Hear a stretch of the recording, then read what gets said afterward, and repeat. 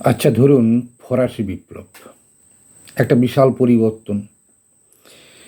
সেটা কি ভোট দিয়ে হয়েছিল?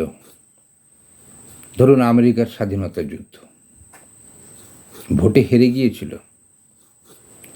আমাদের ভারতবর্ষের এত বড় স্বাধীনতার লড়াই, ইংরেজরা দেশ ছেড়ে চলে গেল, ভোটে হেরে গেল বলে।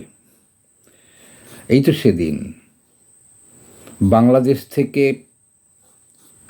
রাষ্ট্রপ্রধান পালিয়ে গেলেন ভোটে পরাজিত হয়ে। ভোট দিয়ে কোনো দিন কোথাও কোনো পরিবর্তন করা যায়নি। আমার পরম শ্রদ্ধেয় কবি মানস কুমার চিনি সেদিন চলে গেলেন। আমি তার পাশে বসে একদিন একটা কবিতা শুনিয়েছিলাম, মনে পড়ে গেল। তিনি বলেছিলেন যে, পরেশবাবু, আপনার এই কবিতা একদিন একটা ঘরানা হতে পারে। আমি চেষ্টা করিনি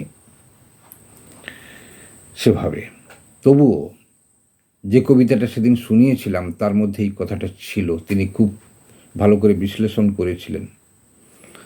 আমি এতটা বিশ্লেষণ করে বলতে পারবো না, শুধু কবিতাটা বলবো। আমাদের কেশিয়াড়ির মানুষ গরিব মানুষ। আমার মনে হয় যে কেশিয়াড়ির একটা অংশ অত্যন্ত গরিব এখনো পর্যন্ত, যারা কেশিয়াড়িকে কাশিয়াড় বলে।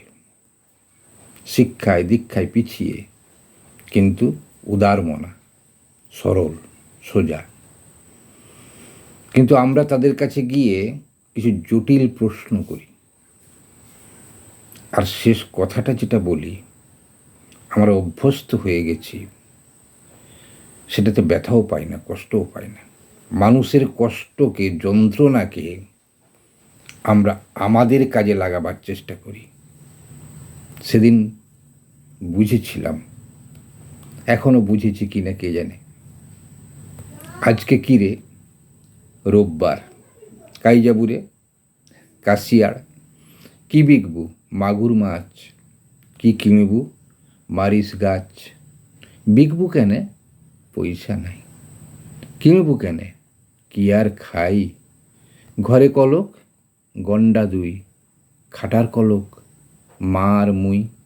বউ নাই তোর গাঁইঠে বাত, বাপের খবর পক্ষাঘাত। ছেনা কলক কে জানে। বিশ্বাস হলো না তো? বিশ্বাস হবে না। আসলে আমাদের এই এলাকার মায়েদের কটা সন্তান সন্ততি জিজ্ঞেস করলে বলে কে জানে। মানে তারা তো গুনতে জানে না। এই জন্য ছেনা কলক কে জানে, পড়ছে কত সে জানে। দেখুন, এই যে দুঃখের সংসার, কষ্টের সংসার, বাচ্চা কিসে পড়ে জানে না, কটা সন্তান সন্ততি বলতে পারে না।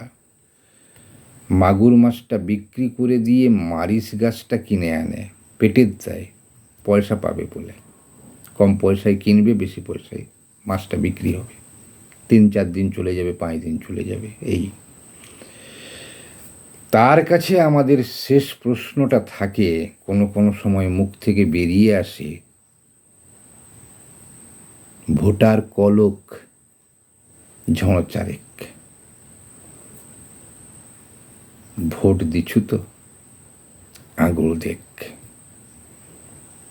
ভোটের কালি একটা না শুকাতে শুকাতে আমাদের দেশে আবার ভোট আসে। সেই জন্য সে আঙুলটা দেখিয়ে দেয়, দেখ এর আগে দিয়েছি, আবার তবু। ফলে ব্যথা বেদনা যন্ত্রণাগুলোকে আমরা সে জায়গাতেই রূপান্তরিত করি।